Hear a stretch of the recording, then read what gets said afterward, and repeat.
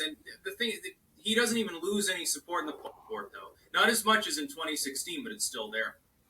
I think Kamala Harris keeps fucking herself. Hopefully, just figuratively.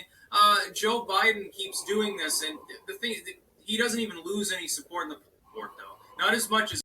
Like, who fucking reads newspapers anymore? Most of the time, people get newspapers and they shred it apart and they use it for bedding for the parakeets or something like that. They let their rabbits take a big fucking shit on it and then they roll it up, because that's what the New York Times is good for cleaning up bullshit, basically, because it is bullshit. Like seeks like. It's just the nature of the world.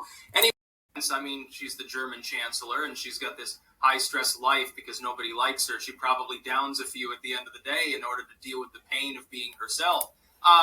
Okay. I see she probably shouldn't be in charge of Germany. I think, isn't it Juncker there? He's like a total drunk, and he sometimes shows up to events sauced and has trouble even walking because he's so, like, out of it. And he, like, randomly hugs people and gets, like, he's got Biden syndrome, so he gets touchy-feely, I guess. It's actually kind of funny to watch because, you know, you get this, like, old tyrant dude who becomes befuddled because he's incapable of controlling himself. And that's sort of how I see Merkel. But I imagine she's not like a stumbly, giggly drunk like Juncker. I think that she's a mean drunk. She probably, like, she drinks, probably throws plates at her husband's head and stuff like that. Why am I not more popular? She throws it like a frisbee.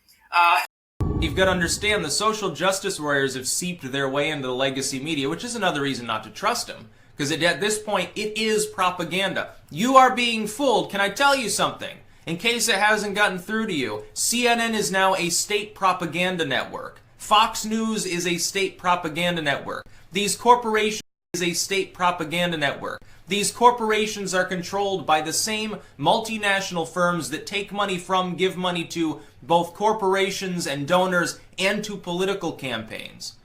Don't you think it's slightly conspicuous that a group like CNN, its parent company, can also own that funds political campaigns? Don't you think that's a conflict of interest? No, says everybody on the neoliberal side. No conflict of interest here because Trump is a bigot. Okay, that makes a lot of sense. See how far it gets our country to engage in that sort of bullshit. Because that's exactly what it is. That's about